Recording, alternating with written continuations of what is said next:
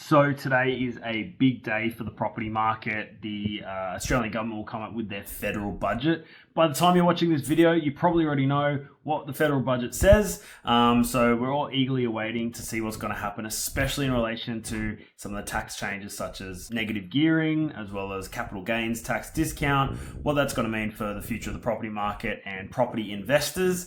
But like everything else, usually when there's a bit of fear in the market, it can be a place for opportunity for property investors. Another thing that happened this month was the interest rate increase. Now, 0.25%, it's one of those things where we all sort of knew it was going to happen, but when it does, it still hurts. So 0.25% increase over the next sort of 6 weeks, you're going to see all the lenders change their rates or their variable rate 0.25% higher. A big question I'm getting asked at the moment is, well, considering all the rate rises, should I fix?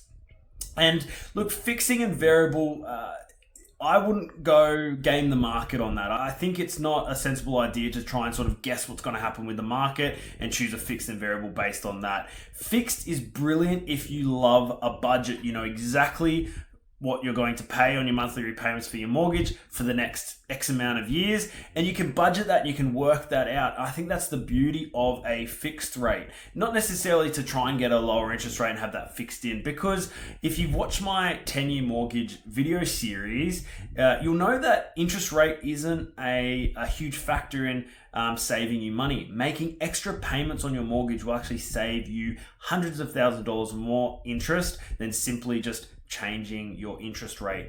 And making extra repayments, using an offset account, putting as much money into that mortgage as possible is usually a feature of a variable interest rate loan. They allow extra repayments without paying any sort of break costs, and so that can be a real incentive to go variable over fixed as well. And so don't look at sort of the interest rates, because it's usually a sad story. As soon as you fix, interest rates will start decreasing, or as soon as you fix at sort of a certain rate or go variable, interest rates will increase. And so don't try to game the market. It'll only end in tears. Look at the features of the loan and think about, are they going to be suitable for you in this environment? And I can understand why a lot of people will prefer fixed, because they just want to know what their budget is each month.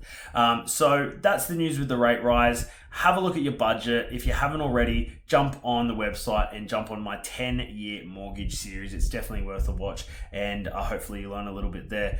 Good luck, guys.